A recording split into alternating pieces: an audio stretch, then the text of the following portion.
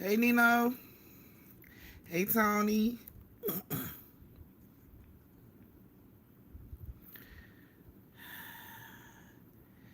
Hey, you guys. I missed you too.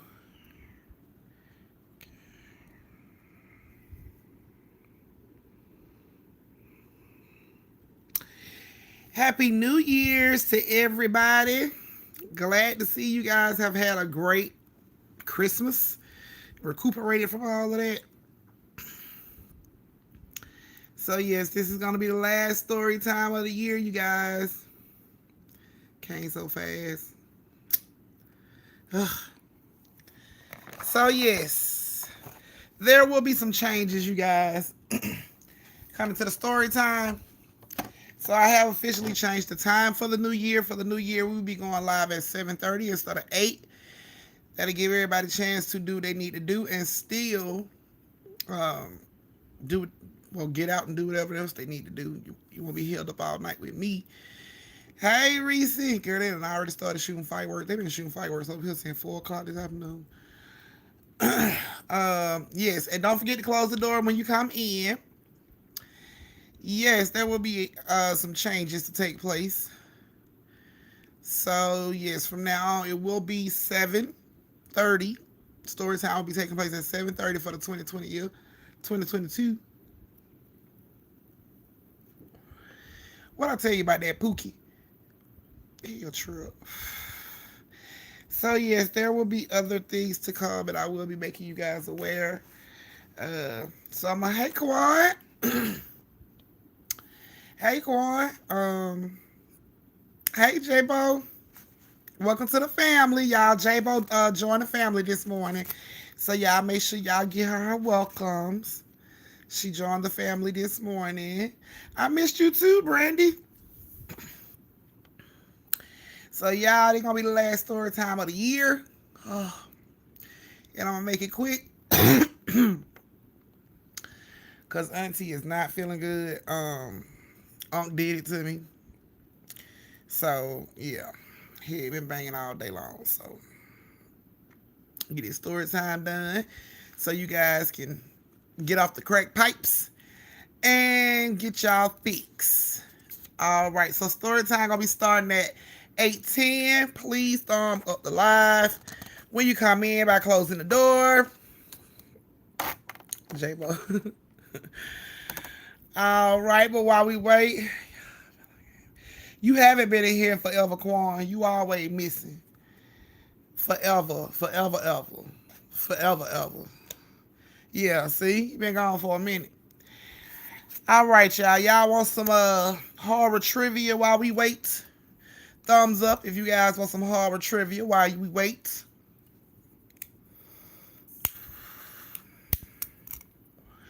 Hey, Trinity.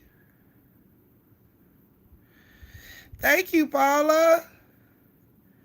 Please use Chardonnay. Okay.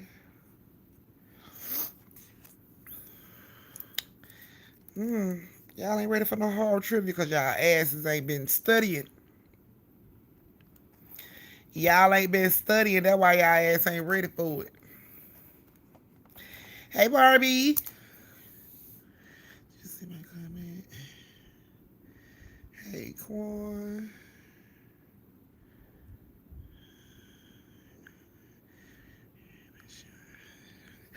Oh my goodness. So much you had the shakes and foaming at the mouth, girl, walking sideways.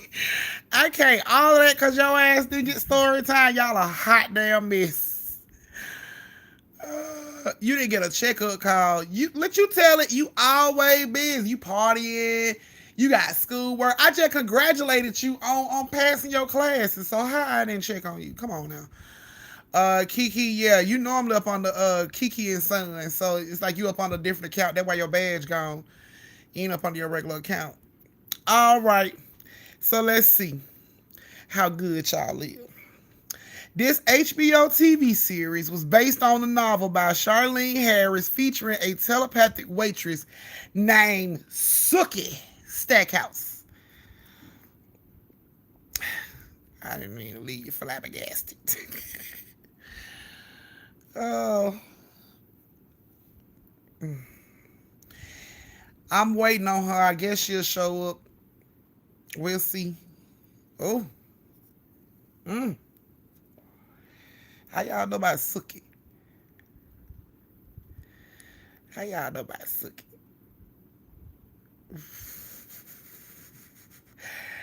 Oh, I see the answers in here. Okay. Okay, y'all been studying. Okay, I give you that. So the answer is True Blood. See, y'all been studying. Okay. How about this one? A group of young people are guided through an abandoned radioactive area in Russia in which 2012 film? Ha. Never seen it, LOL. True Blood is good, girl. You a binge watch that shit, boy. You be stuck. I love Suki and Bill too. Oh goodness, we got the Google fingers. Alsane popped up. We got Google fingers going on.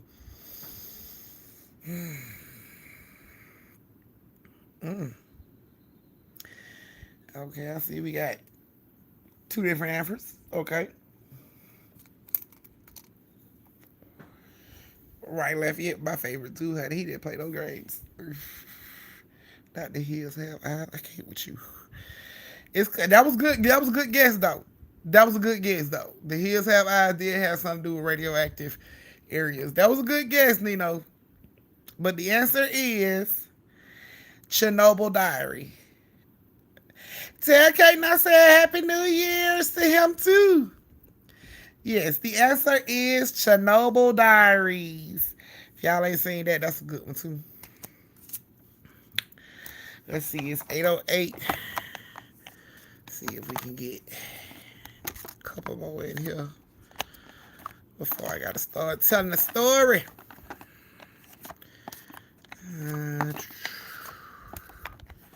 Those all look easy. That one do too. Okay. What was the name of the killer and mortician in the movie Phantasm? Now you from my hometown. Google figures. And the Google figures begin. Yeah, you had half the answer bit deep. You did. Google figures. Watch the answer pop up. No, I never watched. Okay. Nobody got the answer? Did I stomp y'all? And for all y'all that's sneaking in the back thinking I don't see y'all ass sneaking in late. Maybe if y'all closed the door, I wouldn't even notice y'all are late. But y'all didn't even close the door. So that's how I notice y'all are late. So thumbs up the live. That's how we close the door. It is hot as hell outside. It ain't cold. It's hot. It's hell outside. So the question was, what was the name of the killer and mortician in the movie Phantasm? And here come the Twitter fingers, the Google fingers, all that good stuff.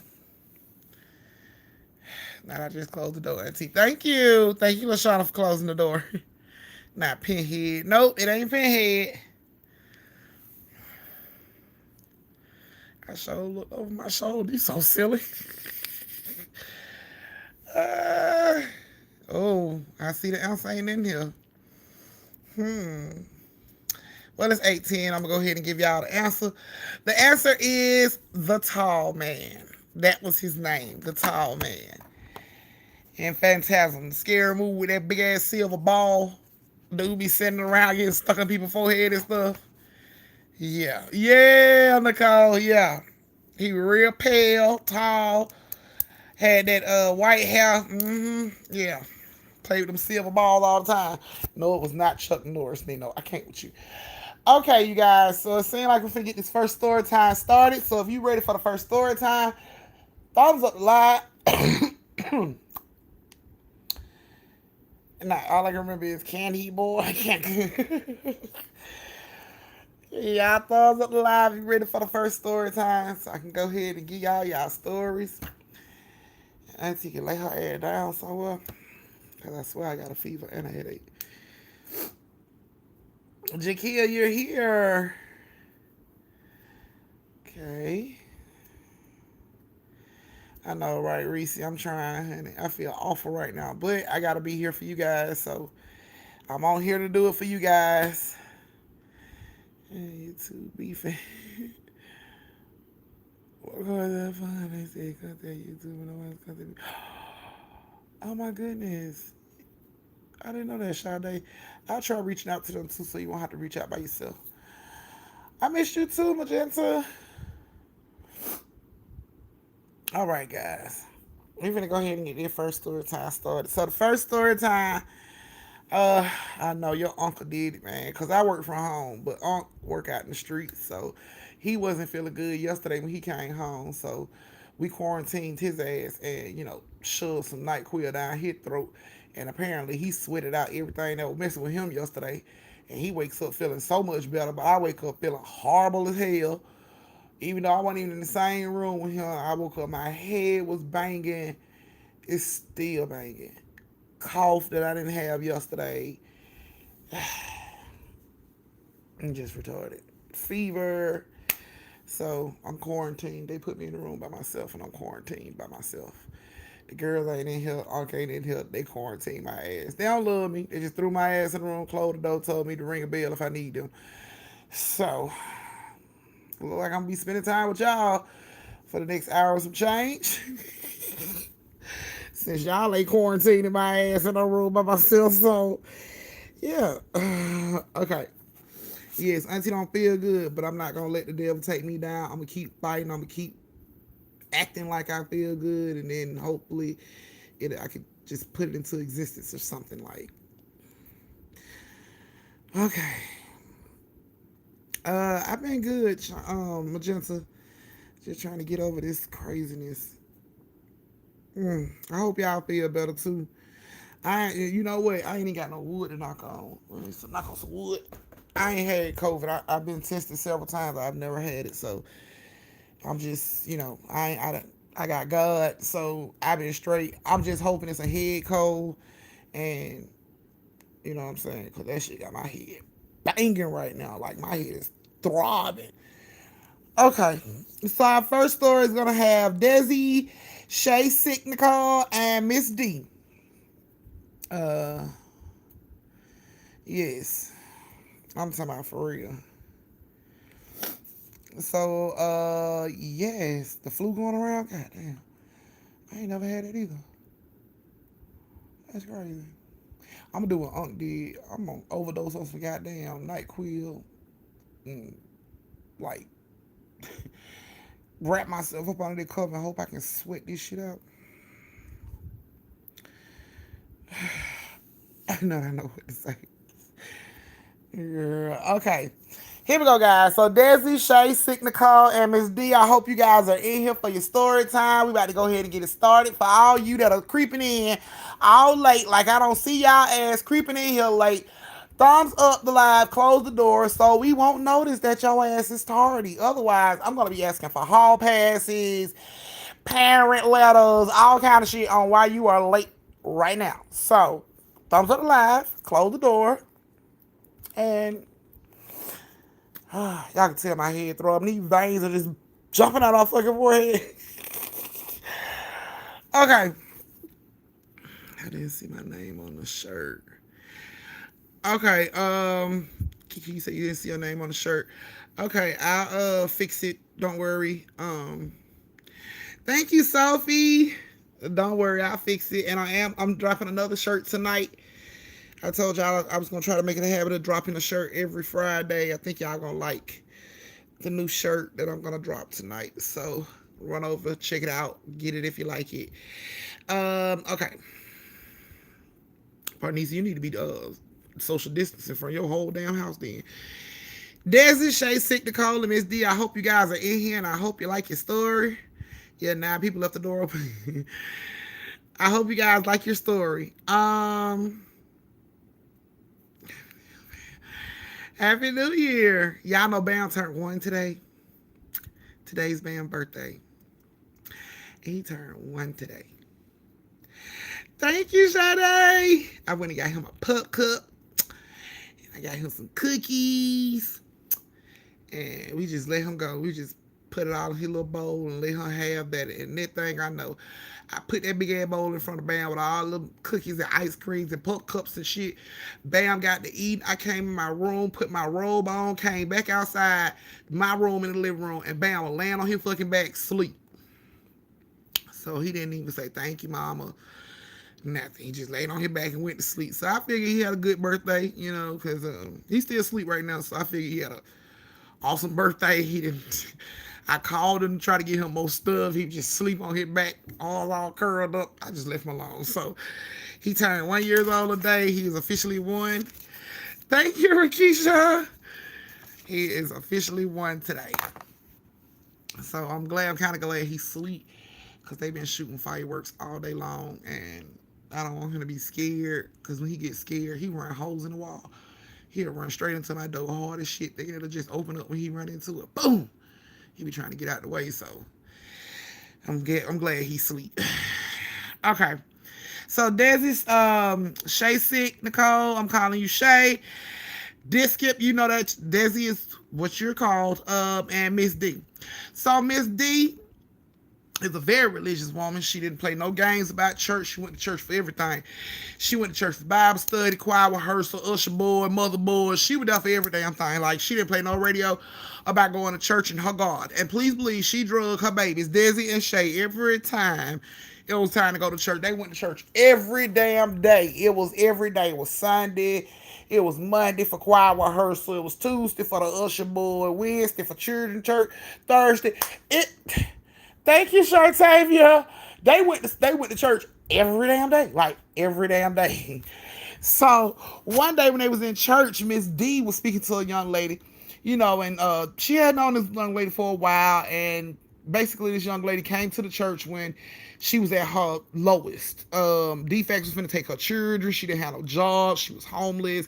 And basically, Miss D done watched this girl get into the church and change her whole life around. She got her kids, nice apartment, she working. So, of course, you know, Miss D was proud of her because they always supported her. The church always supported her.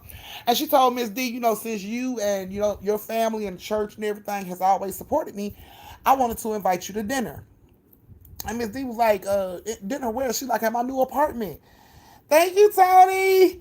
And she like, your new apartment? Oh, you really want to invite me to your new apartment? And she was like, yes, I want you to see how good I've done for me and my kids. Like, I really want you to see it because you was there. You supported me. You told me to keep going when I felt like giving up. And I just want you to see the fruits of the labor that you put in me. So, of course, Miss D's heart was warm. Oh, my goodness. I would love to come to dinner. Me and my girls will come. When do you want us over? So the young lady said, y'all can come over on Friday night. I cook some chicken, macaroni and cheese, collard greens. It's going to be a ball. We're going to have a great time. So, of course, Miss D was like, okay, that's fine. She tell the girls, she tell Desi and Shay, you know, we going over there to eat. And, of course, they were like, I don't want to go over there and eat. I don't want to hear it. We going over here because we going to support this girl. That's what we going to do. Friday roll around. She reach out to the little girl. Thank you, Nino. Hey, Rakisha.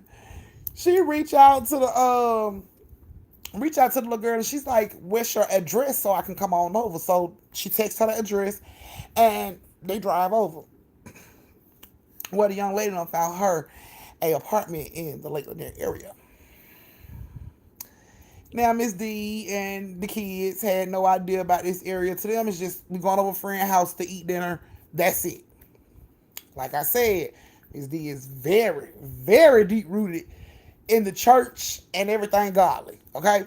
So when they get there, when they first pull up, Miss D off the rip, before she even got out the car, she was like, I don't feel right. Like, something ain't right. She started looking around, and, you know, Shay and Desi like, what's wrong, mama? And she's like, you know, something just don't feel right. I don't know. I don't know. I can't put my finger on it, but something just don't feel right.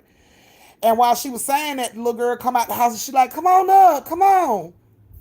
So they get out the car. She grabbed Desi and she grabbed Shay's hand. They walking up to the stairs, and as they walking up the stairs, it seemed like the closer they got to this little girl's house, the more Miss D felt off.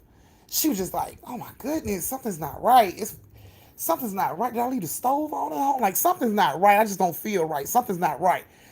And she gets up to the little girl house, and the little girl get her a hug. Hey, Miss D. And she hugs Shay and Desi. Hey, you guys, come on in. Look at the apartment. So they come in. When they come in, the kids, Shay and Desi instantly just runs through the apartment. They want to see the whole apartment. And, Miss D come in, and she's like, girl, thank you, Tara. She's like, girl, you got you a nice little apartment. I'm so proud of you. And they sit down on the couch. And Miss D was like, girl, after seeing you from what you come from to where you at now, I'm just so... And she just stopped talking. And the girl looked at Miss D, and she's like, Miss D, are you okay? And Miss D is like, what is that? And she said, what is what? And she's like, over there in the corner, what is that? So the girl looks over in the corner. She's like, I don't see nothing. What you talking about? And Miss D like, it is something black in your corner. Like, it's a long ways from here. Like, do you have like a coat hanging up over there? And she like, no, I don't have anything. So she gets up. She go over to the corner. She turned the light on. There's nothing in the corner.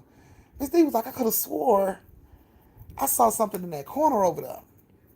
But anyway, you are doing an awesome job. Your kids, they looking amazing. And, as she's saying that, Shay, Desi, and the kids come running in the living room. They running around the living room. And she telling them, hey, y'all, sit down. Stop.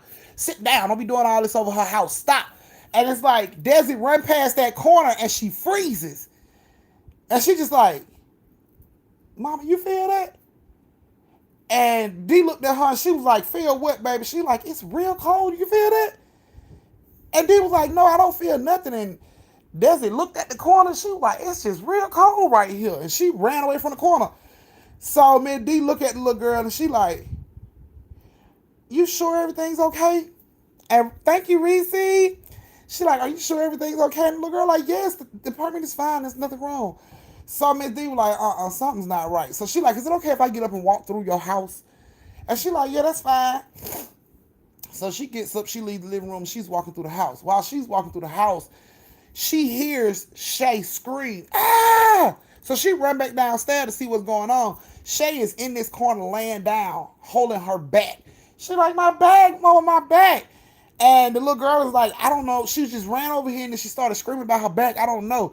So Miss D go over, lift her shirt up. She don't see nothing on her back. She look at the girl, when she look back down, 3 scratches shows up on Shay's back right before they fucking eyes. Like they see it happen. Like the scratches weren't there at first. Turn your head and look back, and you can see the scratches appearing on her back. So she jumps up and she grabs Shay. She like, what happened? What happened? And the little girl like, I don't know. She was running around playing, and she just started screaming about her back. And Desi was like, Mama, she in that corner. It's cold. Ain't it cold over there where you at? And it's like Miss D like looked back at the corner, and she was like, it is kind of cold over here. Like, she looked up for a vent. It wasn't no vent.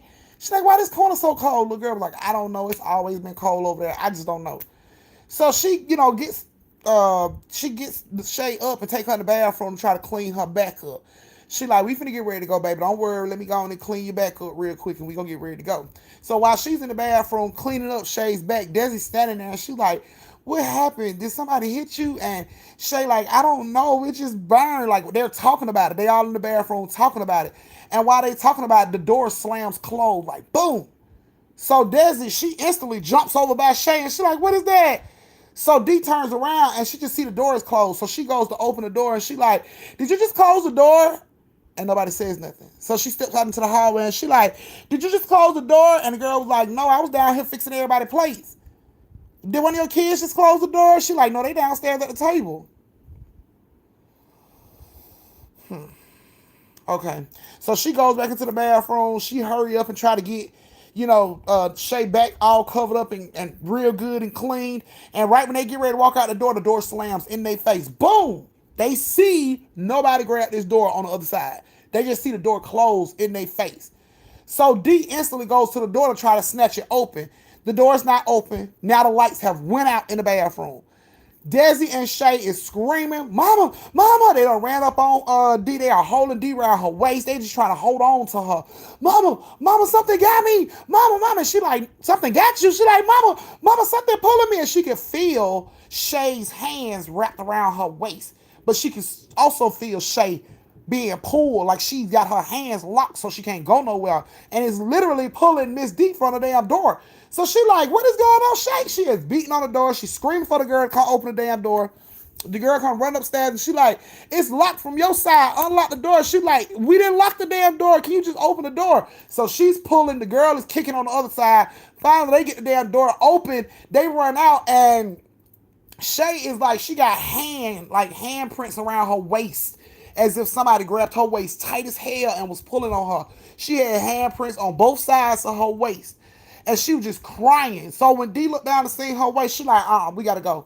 We gotta go. She tell Desi, come on, let's go. Desi was coming down the steps behind her. As Desi coming down the steps behind her, she like, Mama, we finna get, and you don't hear nothing. She turns around and Desi is being pulled back towards the bathroom by her shirt.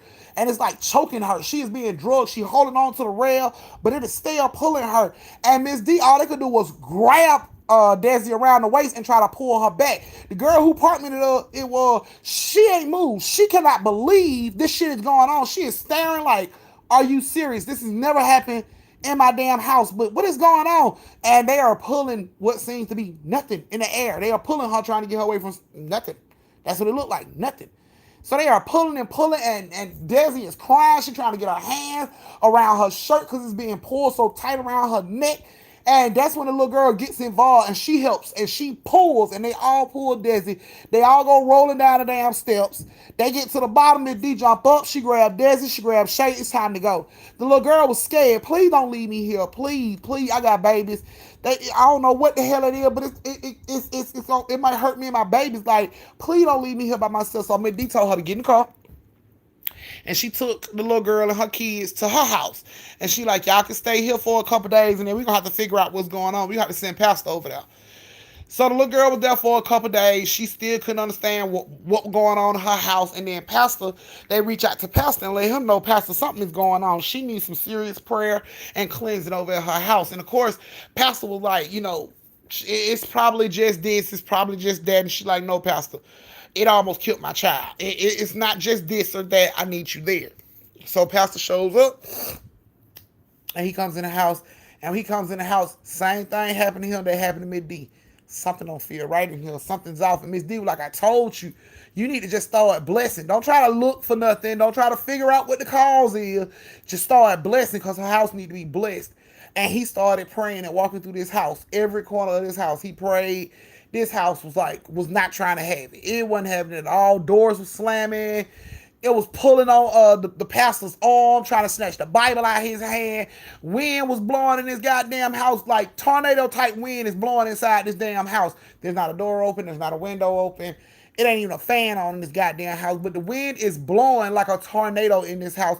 And the pastor is being pulled from side to side, like whatever's pulling him is trying to snatch his hand away from the Bible, trying to snatch the Bible out of his hand. He is gripping this Bible, trying to hold on to it and keep praying. And all of a sudden, you can hear what sounds like a scream of some type of animal in the house. Like, it was just like loud and screeching, and that shit like echoed all over the damn house. And they couldn't figure out where it was coming from. And the pastor was like, it don't even matter. We just got to keep praying, because it's trying not to leave. It's trying to fight us back. And he just kept praying. Pastor was being pulled. Pastor was being hit. He was being punched in the face by something you couldn't even see. He was praying and going through this house with this Bible. You'll just see his face like, bow. And his lip will be bleeding. But he just kept praying. And he kept walking on through this house. And all this screaming, these guttural growls, these fucking, like, all of this is going on. Doors are slamming, windows slamming and closing, lights are flicking on and off, wind is flying through this goddamn house. They're scared to death. They don't know what to do, but the pastor would not stop. He kept pushing. He kept going. He kept going, and he kept going until finally you could hear the scream sound like it was going away. Like, it sounded like it was getting distant, like it was going away. And he just kept praying until he didn't hear the screams no more, until the lights stopped flicking on and off, until the doors stopped closing and opening by themselves. He went through the whole house like that. When everything stopped, he threw holy water on everything in the house, and he told her house should be okay. She told him, thank you. Miss D said the house felt better to her. When he got done, she said it felt better to her, so she felt like everything had been done that needed to be done, and the little girl stayed in the apartment. She had no more issues at the apartment, but Miss D, Shay, and Desi has never been back over there for dinner again. Never again. They haven't been back. Every time she invited them to come back over, they like, no, baby, we good. We good. No, we good. We'll be all right. Congratulations, but we'll be all right. We not coming back over. So They chose not to go back over, but her house, she still got the apartment to this day. She said she hasn't had any more issues in the apartment. That happened like a year ago. She hasn't had any more issues in the apartment. Nothing moving, her kids, being pushed or anything like that. She had no problems in this house since Pastor came through. So that's you guys' first story. That's you guys' first story. This is where you get to go to the bathroom, get you something to drink, take you some NyQuil. Oh, damn, that's me. Yeah, get you something to drink, retwist your twisty shot glasses. I probably should make me a hot toddy. Yeah, and come on back. We're going to start the next story time at 8:35. So you got 3 minutes to flip it, flip it, and zip it. And come on back. Yes. So while we wait on all them pissy people like Magenta now, we'll go ahead and ask another question. See who can get it. Magenta, take your ass to the bathroom. I know you just sitting here waiting on me to tell you, so I'm going to go ahead and let you know. Take your ass to the bathroom. Okay. First question. What 2010 psychological horror film contains a sun that astral projects into a realm called The Further? Thank you, Miss D. I hope you liked your story. Yes, thank you, Magenta. So who got the answer? What 2010 psychological horror film contains a sun that astral projects into a realm called The Further?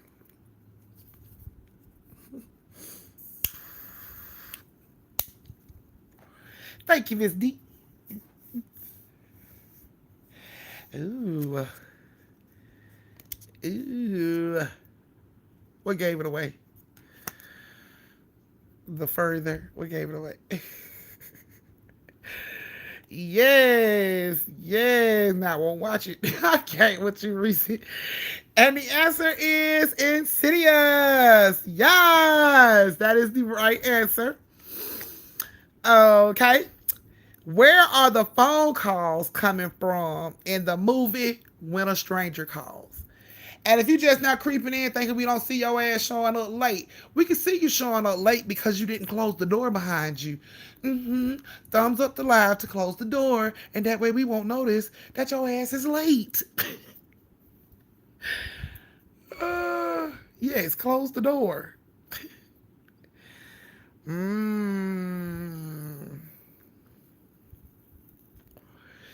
Y'all are so right. So the phone calls were coming from inside the house on the movie When a Stranger Calls. All right, look like we got one more time. Got time for one more question, and I'm gonna start the next story time. Where did this quote come from? They're here. What movie?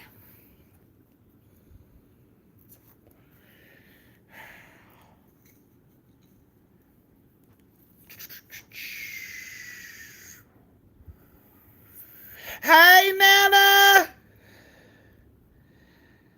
I sure will. She listening today. I hope you like the stories. Please forgive all my cursing, Nanny. But please forgive all my cursing. That's how we talk. You won't get the full grip of the story if I don't do it like this. Yes, and the answer is the poltergeist. Yes, the poltergeist. That was the answer. It looks like it's 8:35. Finna go ahead and start this next story. Y'all go ahead and thumbs up the live if you're ready for the next story. We're on story number 2. Y'all get 3 tonight. We on our second story. So thumbs up if you're ready for the second story. Second story.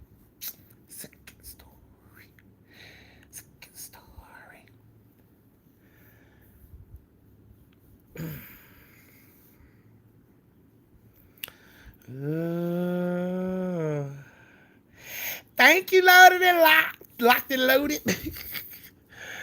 I'm not drinking tequila. Girl, drink you some tequila.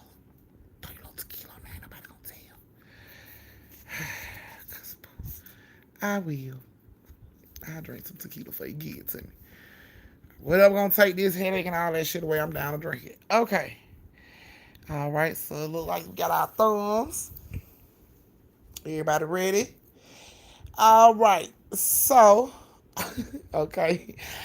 Our next story time has India, Reese, and Nino. Y'all know Paper Route Nino. Nino was in this story time. Nino was in this story time.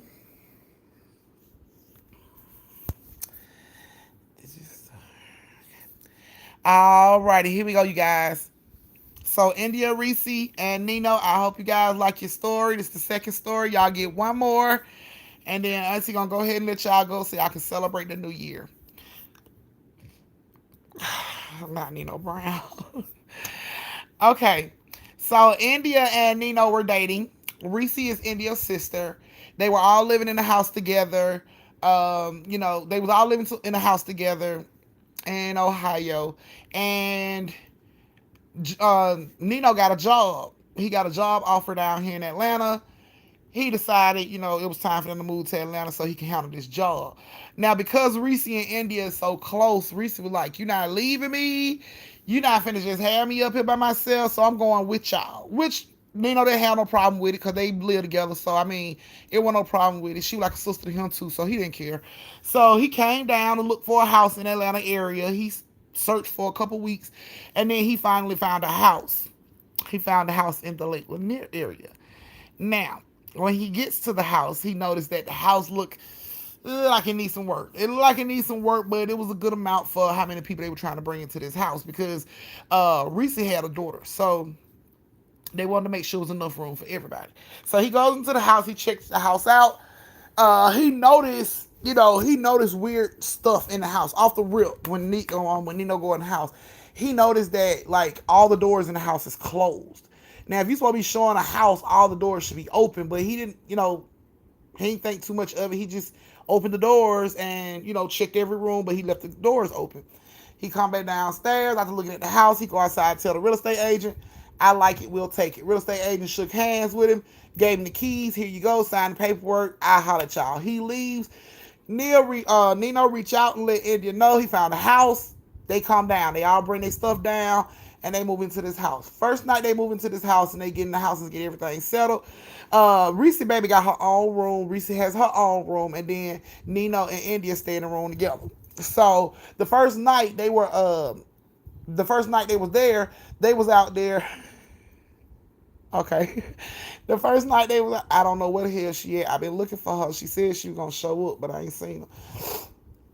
The first night they was out there, the first night they was at the house, she was, they was sitting downstairs watching TV, eating popcorn and pizza and stuff, and they heard walking over their head, like somebody with fucking work boots on was walking over their head.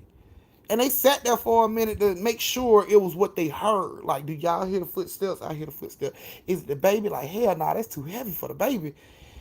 And they kept listening, and the footsteps just walked like right over their head to another side of the house. So instantly, like, India and Reese, like, you got to go up there and find out what's going on. My baby don't stay. You can't leave her there like that. You, Uncle Nino, like, you got to go up there and find out what's going on. So Nino gets up. He goes up there. First thing he do is check on Reese baby. She's still in the bed. She look like she been asleep all this time, like she ain't never moved. So he closed the door. He comes out in the hallway and he looks and he noticed every door in the damn hallway is closed, even his bedroom door that he know he didn't leave open. So he opened the doors back up and he go downstairs to let Reese and India know it's nobody upstairs. The baby is fine. She's in the bed asleep. We good. So he sit back down. They sit back down and watch TV. They hear it again. So they all get up to go like to the steps to see if they hear this fucking walking. And they do.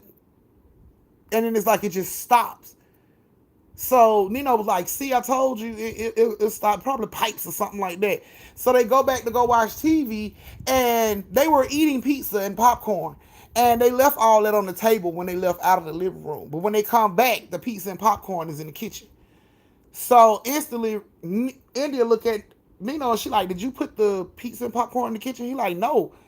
And she looks at Reese, and Reese like, hell nah, I ain't touched nothing. I came upstairs with y'all. I was going to look with y'all. Ain't nobody touched nothing. So she like, how did it get in the kitchen? I don't know. So they go get the pizza back out of the kitchen. That was the first weird thing to pop off the first night they were there. A couple of weeks go by. They have some friends over. They all sitting down, and it starts again. The walking. Boom, boom, over their head. Boom, boom, boom. So these friends, everybody looking around, they're like, who the hell upstairs? And Nino was like, it's probably my niece. And the little girl come right out the bathroom. She like, you looking for me, Uncle Nino? And everybody like, hell no, that ain't your niece. She right there. So who's upstairs? So everybody like just sitting there listening. They hear this doom, doom, doom, doom over their head. So it's like, Nino like, hey man, he asked a couple of dudes, y'all come up here with me to check and see what's going on. Because if somebody done broke in, we finna have to beat the sleeves off his ass. So they like, all right, let's go. So all of them get up. They go upstairs. Deborah's here. She finally made it, guys. God damn. Took her forever to show up, but you made it. So, so she, look, not the eyes. So she, they go upstairs. They check because they gonna beat the sleeves off whoever the hell done broke in the house. He just broke into her ass whooping. Like that's exactly what's about to happen. If we go upstairs and kiss somebody upstairs. So him and like 3 other dudes go upstairs and they check around and they check all the rooms and everybody meet up in the hallway like, I didn't see nothing. I didn't see nothing. I didn't see nothing. And then you hear boom, boom. So they all hear these footsteps coming from behind them in this room, Nino's room. So they go over to Nino's room and they put their ears to the door. Everybody can hear it. Boom, boom, boom.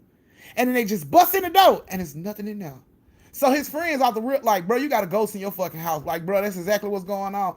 And, like, ain't no such thing as ghosts. I don't have no damn ghosts in my house. Stop saying that. So somebody come up with the bright-ass idea to break out a Ouija board. Let's make a Ouija board and try to talk to whatever the hell is up here in your house. Nino was against it, but India and Reese wanted it to stop, so they decided to, join in. So somebody done cut out a piece of cardboard. They done put the letters and all that stuff up there. Got them a shot glass. So like 8, 9 people around this damn board, excluding Nino. Nino standing off to the side. He ain't feeling that shit at all. He don't want to mess with it. But India, Reese, and everybody else in the house is all sitting around the board. So they turn the lights off. They light their counters and everything, and they start. So the first thing they say is somebody here? And the Ouija board moves. The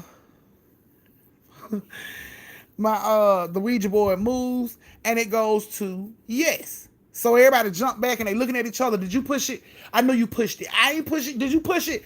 Yes, you did push it. Everybody was blaming each other. Did you push it? Did you push it? No, I didn't push it. So they all put their hand back on now and they ask, are you here for someone? And it moves over to yes. And they back at it again. Who the fuck moving the glass? Who doing it? Everybody like, I ain't doing it. Neil just standing over to the side. He watching, but he ain't involved. He's watching everything.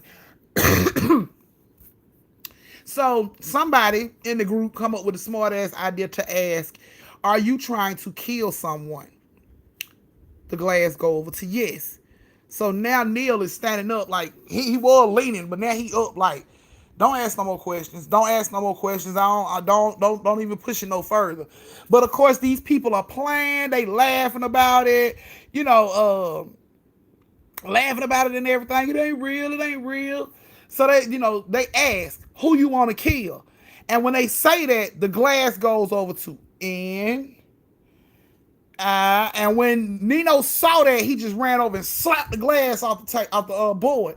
And he like, I told y'all I don't want to play with that. Stop. And when he say that, then you hear the thumps over their head, the footsteps. It's loud as shit. It's shaking the house. Boom, boom, boom. Like everybody in the fucking house scared. They trying to run out the door. The doors are slamming closed. They not opening. So everybody, Neil is like, I don't want to play. Y'all need to open the door. That can't nobody open the door. Now at this point, it sounds like whatever the fuck was upstairs walking over their head is now coming downstairs. You can hear it on the steps. Boom. So everybody's running to the back door like, get the door open. Somebody hurry up and open the damn door. They all trying to open the door. Everybody is standing there trying to snatch this damn door open. The door will not open. They hear these steps coming closer and closer down these stairs. And then you can hear it when it hit the bottom of the stairs, like boom. And everybody just froze. Like, didn't nobody want to look back. They were just scared. They didn't want to look back. So, like, they look back and it's a big black figure about 12 foot 72. It has horns that are curled going to the back. Black face, everything is black. Feet, everything is all this, everything is black. You know what I'm saying? So when they see that, everybody just started to scream. They are throwing stuff. Everything that they are throwing at this figure is just freezing in the air. Right in front of him. It's freezing in the air. And the figure's just standing there. And it's like glass and all kind of stuff they are throwing. And it's just standing there. And then all of a sudden, it sends everything they threw at him back at their ass. Glass jet hit the wall over their head, busting all over their head. And then all of a sudden, the door opens up on its own. Everybody run out the house. They run straight out the house, run into the front in the street, and they look up, and you can see this big black ass figure standing in the room, like looking down at them. And Neil is like, when the fuck did he move in? Like, that shit wasn't there when we moved in. Like, when did this happen? He couldn't figure out for nothing in the world. He couldn't figure out what was going on. But he knew his niece, his girl, his sister-in-law, were none of them safe in that fucking house. So he reaches out to the dude that gave him the house and told the dude he didn't want the damn house no more. And the dude was like, why? And he told him why. And the dude was like, that's still going on? And Neil was like, what the fuck do you mean? Huh? It's still going on? What are you talking about? And he was like, the last tenants was saying something like that, so I decided to have the house blessed. I thought it was done, but I guess it's not.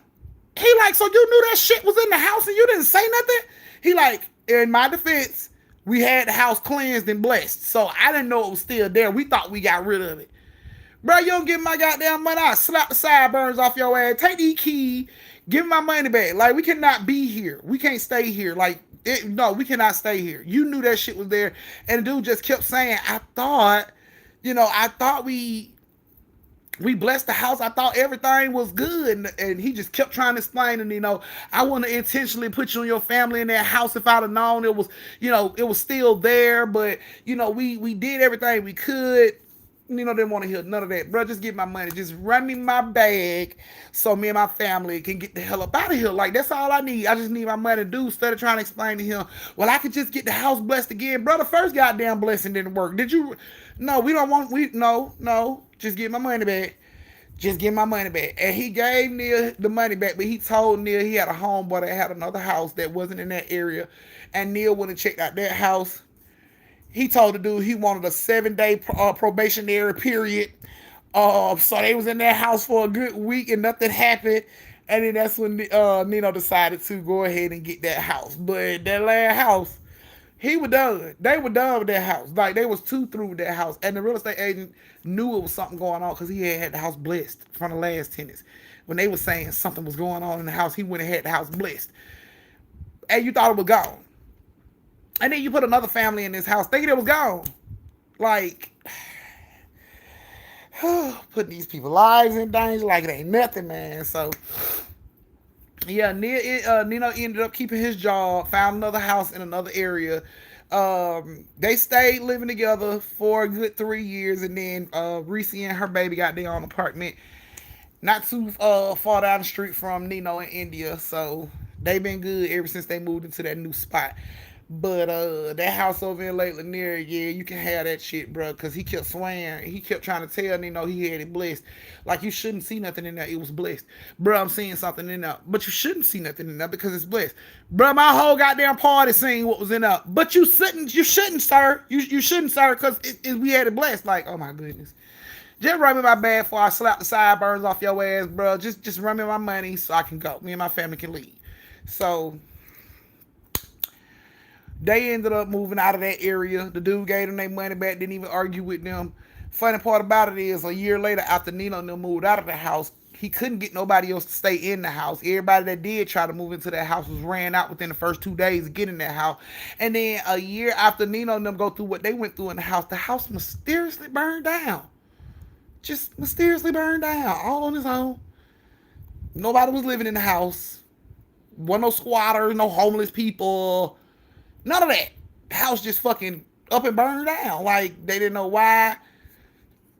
Put the fire department, everybody investigated. Thank you, India. The fire department and everybody investigated. Couldn't find the cause of the fire, but the house burned to the damn ground, y'all. Like, this was the fastest fire in the world. Like, no, not even God wanted that house to stay in pieces. It just burned down. For the fire department could get there, it was ashes. So the house just mysteriously burned down on its own a year later. And the real estate man talking about rebuilding on that same ground, on that same property, in that same area. So, I'm glad you're alive. We're going to put another APB out on your ass. All right, guys. That was your second story. Oh, this is where you get to go to the bathroom, Magenta. Fill up your glasses, twisties, all that good stuff. No, the hell you did forget we had 25 stories tonight, girl. No, what the hell you was, where you get your information from? They are wrong. Yeah, so y'all get to go to the bathroom, do everything you need to do. We're going to start the next story at 8:55. This will be your last story of the new year, of the 2021 year. And then I'm going to go ahead and let y'all go so y'all can turn up for the new year. Yas.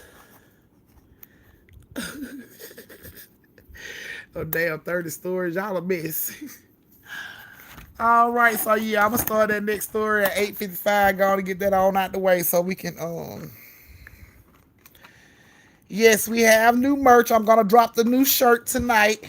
Matter of fact, yes, I'm going to be dropping the new shirt tonight. Just to, let me see if I can pull it up just to show you guys what the new design is for the shirt that I'm dropping tonight. Well, yeah.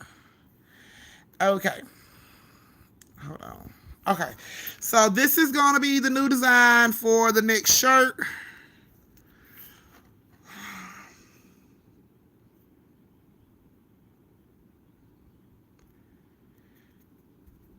So that's the shirt that's going to drop tonight. So you guys can see. No, you don't have those 7, those 16, 11, 12 stories. No, you don't. So yes, that'll be the new shirt that drops tonight in the merch shop. Hope you guys like it. Okay, so it's 8:54. Let me see if I can pull one more out of here. Okay, Deborah. Let me see. All right, let's see. What holiday themed movie featured a crazy miner and a pickaxe? To be honest with you, I went and seen that movie in the movie theater. There were 3 and everything. It could have did better. Ain't no 411, no 411 nothing. I didn't get my check until the second. Okay. Hold on. I'm going to keep them out there. I'm not going to take them out. I'm going to keep them up there. So it's not like it's limited edition. I'm going to keep it up there for you guys. So, again, I'm just flabbergasted at the moment. I can't with y'all, man. Y'all be killing me with that flabbergasted shit. Alrighty, guys. So the answer is My Bloody Valentine. Had Dean in it from Supernatural in his young days. Yeah. Okay. So let's go ahead and get this last story started. Thumbs up if you guys are back and ready for the last story of the night. Not the crazies. Stupid. Why did the water get into people in the crazies? Oh, my auntie found my mother has mine. Okay, Rosie. We missed you too, sweetie. Now make the last story long. I can't with you.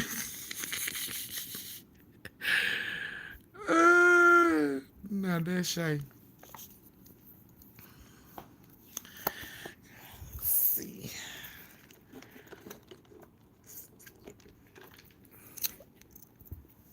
All right. All right. And for all y'all that haven't thumbs up the live, please thumbs up the live. I would greatly appreciate it. Please close the door. They are shooting fireworks, and we don't want it in here to interrupt our story time. So please close the door. All right, you guys. Girl, my body feeling all kind of ways right now. I don't know. I'm hot, but I'm cold. I don't know. Now, this is Shay. Well, damn, Shay. Girl, we didn't even know that was you. I didn't even know that was you.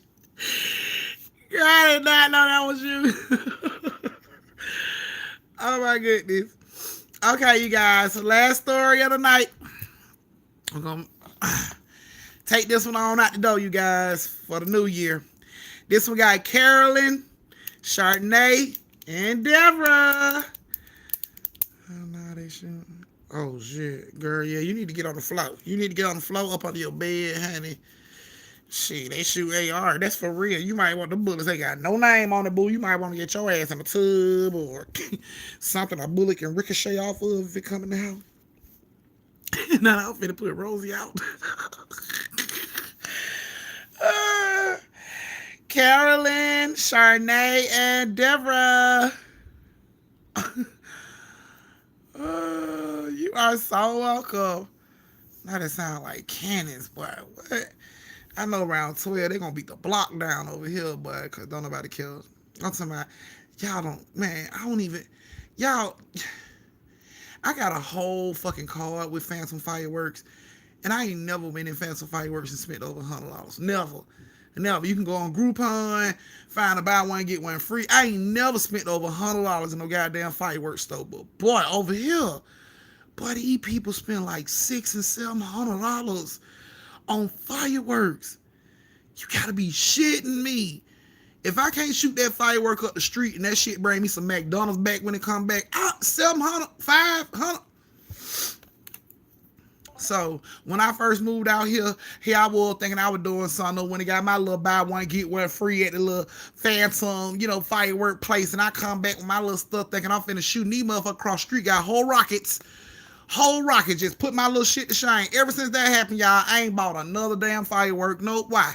Why? All of y'all spending y'all hard-earned checks on that shit. Why?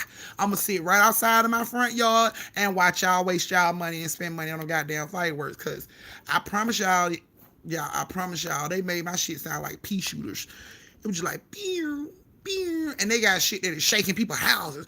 Oh, like you can go to space on some of them goddamn rockets they got across the street. Oh, you like, what the fuck going on around here? My little rockets, pew, pew, little sparklers. Yeah, little spark. Boy, they crank it up across the street. I'm talking about the man pulled up in a goddamn pickup truck, and the whole back of the pickup truck had fireworks in it. And I'm thinking to myself, bro, please tell me these are fireworks you saved throughout the years, because I cannot see me going up to no fucking fireworks shop like I got $1,000. Just put it all in the back. No, what the fuck? No. For one day? No. And then it's illegal tomorrow if I try to get rid of the rest of them? Them little goddamn little sparklers I be having, pew, that ain't shit. They have whole, yes, NASA rockets in this motherfucker. Like, ooh. He pulled up and all that shit. I said, well, I just pulled my chair up. No, they ain't going to buy a goddamn thing. What? My baby's coming here. Mom, we shooting fireworks? No, they shooting fireworks. We good. They shooting fireworks. They shooting fireworks for the neighborhood. We gonna sit our ass right out there and watch the fireworks. We gonna watch all $769 of their dollars go right up in the motherfucking air. That's the plan. That's the plan. Cause y'all ain't never had a check that goddamn big. I ain't never had a check so big where I was like, you know what? I'm gonna spend $1,000 on some fucking fireworks. If I spend $1,000 on some fireworks, y'all, that shit better firework his ass up the stove when I need stuff from the stove. It better firework his ass to the fuck DoorDash. It better fly his ass up there to get my food and come back. $1,000? Anyway, and they already started cranking up. Yeah, because you already know you got $1,000 worth of fucking fireworks, and if they ain't shot tonight, you gonna have to drag the motherfuckers over till tomorrow night, because they'll probably let you get away with it on New Year's. Oh, yeah, on New Year's Day. And then the rest of them motherfuckers gonna have to be held to the 4th of July. So it's too much money. I ain't got them kind of bags. All right, you guys. So Carolyn, Charnay, and Deborah, honey. Right, let's take some fireworks over Lake Lanier and just shoot them up high. And I wonder, can we see in that water from up there? You might fuck around and look over the bridge while they shooting them fireworks and see everybody in Oscarville turning up. Hey! Pop locking and shit. Hey! Whole party. You be like, damn, I wish I was down there. No, you don't. No, you don't. No, you don't. They parties are forever. They parties turn up forever. Like you don't come back home forever. So, yeah, we're not doing that. All right. So Carolyn, Charnay, and Deborah, I hope you guys like your story. Here we go. Okay. So, not a bonus story, please. I would give y'all a bonus story, but Auntie do not feel good, and I'm just, please believe I'm hanging on by a wing of prayer just to get y'all to eat 3, cause I started to call in sick. But I didn't, because I knew y'all was out here fiending and playing Pookie. So I had to get y'all fixed before y'all ended up doing something real silly. Oscarville Player Club. I can't. Okay. Carolyn, Charnay, and Deborah, I hope you guys like the story. This is the last story of the night, you guys. So thank you so much for joining me. Please thumbs up the live. Thank you for all the superstar stickers. This is going to be our last year doing this. I could do a lot of shit. I could do a lot without no too, honey. But yeah. So here we go. Carolyn and Charnay were best friends. Deborah was new to the neighborhood. She didn't really know a lot of people there. She didn't really know a lot of people there.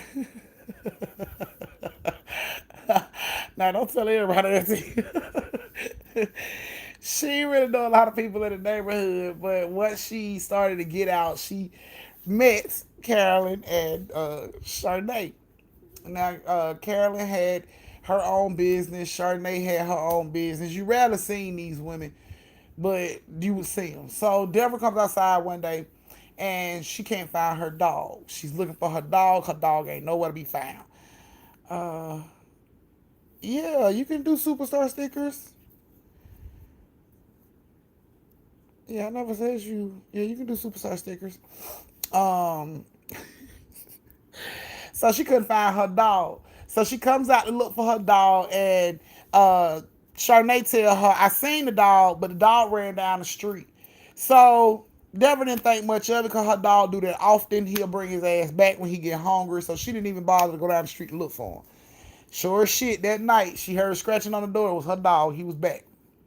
When she opened the door, let her dog in, Charnay and Carolyn was standing there. So she's like, yes, can I help you? And she's like, oh, we found your dog for you. We was just bringing it back to you. You know, we just wanted you to see that we found the dog. And she was like, oh, well, thank you. You know, I greatly appreciate it. Can I get you ladies something, you know, something to drink? And they was like, sure. So she invites them in. They sit down. You know, she get them something to drink. And, you know, since Deborah won from the neighborhood, thank you, Shartavia. Oh, my goodness. Yes, girl. Not the fucking rocket.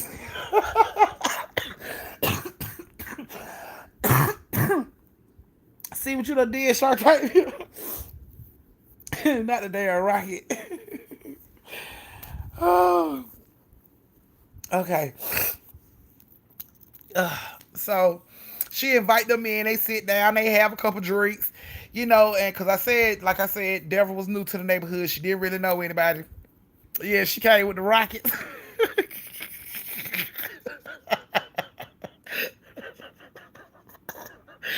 Okay. Okay. So she get us a drink and they sit down, they just talking and everything, and you know, she's asking them about how the neighborhood is. Right, okay, girl. Don't even care that I'm coughing. So, oh my goodness, that's what I'm talking about. Georgia kicking ass. Okay, So she's sitting there, she's talking, and Carolyn was like, "So, what brought you to the neighborhood?" And she's like, "Well, I had a lot of friends. They used to stay over in this area that was like, it's a pretty nice neighborhood, and it would be a nice neighborhood for me." So she was like, "Oh, okay." So Shanae was like, "So how long have you been over here?" She was like, "Oh, I've only been over here for like 3 or 4 months. I don't really know anybody. You two are like the first ones that I've met, since I've been over here." And Carolyn and Shanae was like, "Oh, well, we hang out with you. We cool. We'll hang out whenever you need to." And she was like, "Okay." So they finished their drinks and they left. So in the middle of the night, Deborah heard banging on her door. Boom, boom, boom. Three very distinctive knocks on her door. So she gets up, and before she can get downstairs, the knocks again. Boom, boom, boom. Now, don't nobody know Deborah stay here. She like, who the hell is knocking at my door? But she's thinking, maybe it's Carolyn or Chardonnay, because they do know I live here. I did talk to them tonight. So when she gets to the door, and looks out the window, she don't see nobody. So she opens up the door, and it's Chardonnay, and she's on the ground, like she's ducked down on the ground, like sitting with her arms over her face. And of course, Deborah's like, "Are you okay? What's wrong?" And she looks up at Deborah, and she was like, "Everything is just going wrong. Everything's just going wrong." And Deborah's like, "You want to come in? Are you okay?" So she gets up, she come in. Deborah hold the door before she comes in. She sit down, and she's shaking, like you could tell something was up. Her legs and stuff is shaking, mascara all on her face and stuff. You could tell she been crying, she's upset. So Deborah bring her something to drink, and she like, "What's going on? Are you okay?" She's like, I don't know what's going on. Like, I don't know what's going on. I don't know where everybody is. You were like the only person I was able to find. I don't know where everybody is. I just remember going to sleep, and then I woke up outside. I don't know what the hell is going on. I feel so confused. I feel like I'm losing time. I don't know what's going on. So she's like, are, are you okay? Do you take medication? Maybe the medication got you hallucinating. And Charnay was like, "No, I don't take any medication or anything." She's like, "All I remember is going to sleep in my bed, and when I woke up in the street, and it's nobody outside. Everybody is just like gone. I don't know where everybody is. I tried to get in my house. My door is locked. I don't know how it got locked. I don't even know how I got outside." So Deborah's like, "This sounds a little fucked up. Okay, so let me, hold on. So what's Carolyn's number?" So she gives her Carolyn number, and Deborah calls Carolyn. Carolyn answers the phone. She sounds upset. "What's going on, Carolyn? I need to talk to you. I really need you to come to the house." And Carolyn's like, "I can't come right now. I got something going on." She like, "No, I need you to come to the house right now. It's something going on. I need you to come to the house." Carolyn was like, "I can't come to the house. It's just like a lot going on right now." She like, "Please, can you please just come to the house? It's very important." Fine. So Carolyn gets up. She comes to the house. She knocks on the door. Deborah jumps up, open the door right up. Carolyn looked the same way. Mascara running all down her face. She look upset, and she tell her, "Come in." So when Carolyn come in, Carolyn like, "I don't have all day. I don't have all this time. What do you want?" And she's like, "So Charnay said she went to sleep in her house, and she woke up outside, and she can't get back in her house, and she don't know where everybody is. So, I need you to help me with her, because she's really upset right now." And it was like, while she was saying that, Carolyn had her head down, like she really didn't want to talk, like she didn't want to be bothered.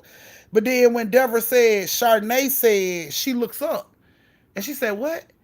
And she said, Chardonnay said she woke up outside. She don't know how she got outside. She went to sleep in her bed. She don't know how she got outside. She don't know, where everybody is. She tried to go in her house. She couldn't get in her house. And I just need you to help me, because she's really upset right now, and I don't know what to do. And instantly Karen like, "She's upset. Are you sure?" And she's like, "Yeah, she's in the damn living room." So Karen run past her and look. And she looks in the living room, and she's like, "I don't see nothing." So Deborah comes, and she look in the living room. She was like, she was just sitting there. Maybe she went to the bathroom. So instantly, Carolyn jumps up. She runs all through the house. "Charnay, Charnay, Charnay." She goes to the bathroom. "Charnay, Charnay." Nothing, nowhere. Nowhere to be fucking found. Charnay ain't nowhere to be found. And then it's like she get through looking in the last room, Carolyn just collapsed. She just drops to her knees, and she started crying. And Deborah's like, "What's wrong? Like, we'll find her. It's okay. What's wrong?" And she was like, "No, we not gonna find her. She's not here." And Deborah was like, "She's here, because I let her in the house. She's here." You know what I'm saying? She's like, no, she's not here. She's not here, Deborah. And Deborah like, yes, she is. I let her in my damn house. I just told you everything she told me. She's here. And then that's when Karen's like, no, she's not. She was like, when you said that, I was praying. I was hoping that was the case. She said, but I just got a phone call an hour ago saying that Chardonnay and her whole family is dead. What? What are you talking about? Apparently, it was a gas leak in the house, and they all died from this gas leak. And Deborah's like, no, that's impossible because she was just here. Like she's in my house. Like you can't tell me she's not in my house. I saw her. She's in my house. So of course Carolyn was like, okay, well I'll sit here while you go check. You go look for it then. So she goes all through the house because she's determined to find her. Deborah, like, I know I let her in. She's determined to find her. So Deborah's running all through this house. She's like, Chardonnay, come out. Because it's not time to be playing like this. Like, I really need you to come out right now. Because Carolyn's looking at me like I lost my damn mind. Like, you need to come out, like, right now. Nothing. She started opening up her doors, checking up on her beds, checking in her closet, checking the bathroom, sliding the shower curtains back. Nothing. Meanwhile, Carolyn's just sitting down there crying softly to herself, letting Deborah run through the house to check everything she want to check.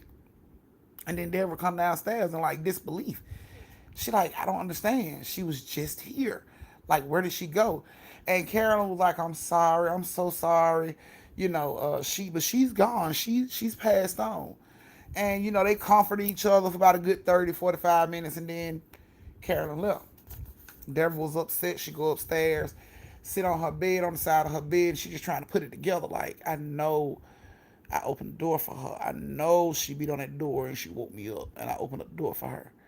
And she just kept trying to put it together, but she couldn't put it together in her head at all. She couldn't put it together at all. So Deborah lays back in her bed to go to sleep. She turned her lamp off. She lays back and she turns on her left side to go to sleep. And boom, Chardonnay is laying in her bed looking her dead in the damn face. She just jumps up out of the bed, turn the lights on. When she turned the light on, there's nobody there. Deborah like, I can't sleep now. Like, I can't sleep now because this shit is going to keep happening. So she goes downstairs. She sits on her couch to watch TV. While she's watching TV, she hears something to the right. She looks over to the right, and it's Chardonnay sitting in the damn chair right in the living room. And she's still crying. She's still upset. And Deborah's just like, because at this point, Deborah knows she's dead. So Deborah's like kind of freaked the fuck out. She's like looking over her area. And she'll look back at the TV. She'll close her eyes. She'll count to 10. Open her eyes, look back over there. She's still sitting over there. She close her eyes again. Count to 10. Open her eyes, look back over there. She's still sitting over there. So Deborah was like, fuck it. Deborah was like, are you okay? Are you okay, Chardonnay? And she just looked at Deborah. And she was like, crying. No, I don't know what's going on. And Deborah was like, what happened? And she says, I was downstairs. She said the last thing she really remembered before getting into bed was she was downstairs cooking. She had her food on. I guess she had some stuff on the stove that she left on, and she, I guess, fell asleep when she got upstairs.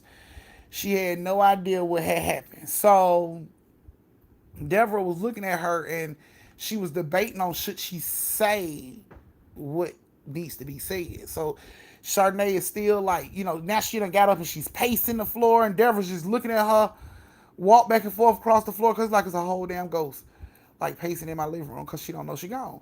So Deborah's watching her, and then she like, Chardonnay, you need to sit down because I got something I got to tell you. And she's like, no, I'm trying to figure this out. I got to figure this out. Like, she hitting herself in the head. I got to figure this out. I got to know what happened. And she's like, I know what happened. Just sit down and I'll tell you what happened. So Chardonnay sit down and she's like biting and, what I'm saying? Like, tell me, like she wanted to know, like, tell me, like, what happened? And she's like, calm down. And she just sitting there. She's like, what happened? Like, tell me what happened.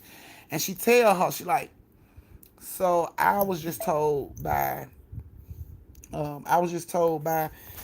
Carolyn that you didn't make it. And she like, what do you mean I didn't make it? Like, what was I supposed to be going somewhere? And she's like, look, okay, so you remember you said she was cooking, right? And she's like, yeah, I was cooking. She was like, and you don't remember nothing after that except for waking up in the street. Yeah, she was like, so I hate to be the one to tell you, but you died. And Charnay just stopped shaking and she looked at her and she was like, bullshit. Like, stop playing. Like, I don't have time for the jokes, Deborah. Like, what is going on? Like, tell me what's going on. And Deborah was looking at her serious as shit. And she like, for real, you died. That's impossible. Like, why am I still here then? Why am I talking to you? And Deborah was like, I don't know. But that's what happened. And, of course, she didn't believe it. Chardonnay was like, no, that ain't what happened. No, I'm not dead. I'm alive. You talking to me? I'm alive. So she comes out, Deborah goes out of her house. She looks up the street. And, of course, the fire truck and all these people are still up there at the house. So she tell her, I'm finna go up here to your house and we're going to see what's going on. She said, ain't nothing going on because I can't even get in my house. She was like, it's a lot of policemen and stuff at your house. So Chardonnay comes out and she look and she sees all these fucking police and shit. So as Deborah getting ready to go down the steps, like Chardonnay just disappears. Like she's just gone. And Deborah's like, what the fuck? She looking around, she don't see her. She looks down the street and she sees Chardonnay standing in the middle of the street, like right by her house. Like just standing there. And she's walking down the street to go see what's going on because Carolyn is down there too, talking to, people and stuff. So she walking down there and she sees Chardonnay standing in front of the house. And she walks up and she don't make it obvious, she just walks up and she's standing there and she like, see? And Chardonnay just drops to the ground. And she's like, what happened? What happened? And she asked, Carolyn, she was like, Carolyn, so what they say happened? And she was like, apparently, Chardonnay was cooking something and her pilot light went out and she didn't know it. And the gas filled the house and they pretty much died in their sleep. And it was like, Chardonnay just couldn't believe it. She was just on the ground, just like listening to what was going on. And Deborah didn't want to make it obvious by looking down. Now, so she was like, oh my goodness. Oh my goodness. The babies too. And she was like, yeah, everybody. Oh my goodness. And it's like you could hear, like only Deborah could hear Chardonnay doing all this screaming on the ground, this flipping out she's doing on the ground. And Carolyn was like, are you okay? You ain't seen Chardonnay no more. You ain't seen Chardonnay no more, have you? And she looked down, but she was like, nah, maybe I was just half asleep when I thought I saw it. But thank you for letting me know. And she walks away. And while Deborah's coming home, she looked back and she sees Chardonnay still on the ground, still flipping out. She just comes on in her house, close her door, get in her bed, go to sleep. She's woken up like maybe 20, 30 minutes later, and it's cold. When she wakes up, she see her breath in front of her face. And she looks up and Chardonnay is standing there. And she looks different though. Like when she seen Chardonnay had mascara running all down her face from crying and stuff. And now when she see her, it's like her face has been washed. She looks clean. She looked brighter for some reason. Her hair, everything just looked different. She looked satisfied. I don't know. She looked happy. I don't know. But she just looked different. And Deborah was saying that it was just the look about her. She looked like she was okay.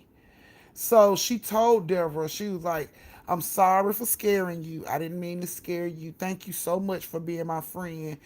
And she just vanished. And Deborah sat up in her bed and she looked around. And she never seen Chardonnay after that again. She went to the funeral. And everybody was all distraught about what happened. But she never saw her again. She never saw Chardonnay again. And after that happened, Carolyn wasn't even the same no more. Like, that used to be her road dog. And now that this girl is gone, Carolyn didn't come outside no more. She, she kind of like fell into like a little state of depression. She would, like, Deborah would try to go over there because she told Deborah she ever wanted to kick it, just come over. So when Deborah would try to go over there and chill with her and check on her, she would just be like, no, I don't feel good. I don't want to hang out. I call you later, and she always made excuses. So it took a toll on her too from what happened. So she just she wasn't herself no more. Because her and Carolyn and Chardonnay was friends way before Deborah came into the picture. So that was her road dog. And to find out she died, it was a lot. And she kind of changed how she was towards people. She just stayed in her house, didn't come out too much, none of that. Oh my goodness. Yes, you guys. Can y'all please explain what the toot is to Deborah, because she is lost. Yes, so Deborah, she continued to live in the neighborhood. She never saw Charnay again, and Carolyn didn't come outside too much, so she really didn't have nobody to hang out with. She stayed in the neighborhood for about 2 years, and then she went on and moved.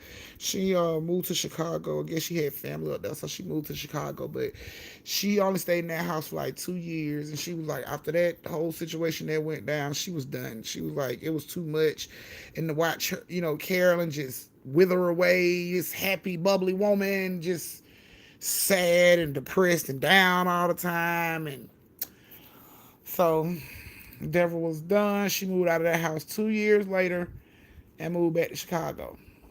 And nobody seen Charnay after she figured out what was going on, after they told her what was going on with her. They didn't see her no more. So, that was you guys' third story of the 2021 year. I hope you guys liked your story. Carolyn, Charnay, and Deborah.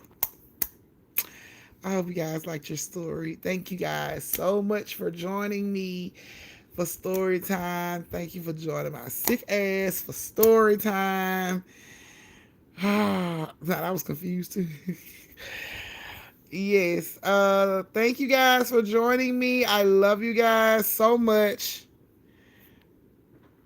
It's turn up. The new year is about to be here soon. I don't know what time zone you in, but it'll be here soon. Please don't shoot no guns tonight, y'all. Fireworks, that thing. Please don't shoot.